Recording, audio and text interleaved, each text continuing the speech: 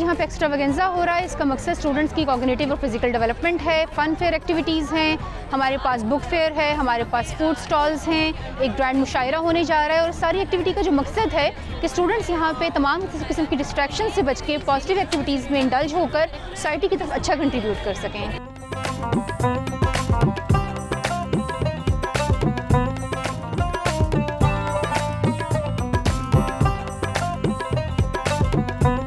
काफ़ी अरसे बाद यहाँ पे ये इवेंट हो रहा है। इससे पहले हमने ऐसे इवेंट यहाँ पे नहीं देखा।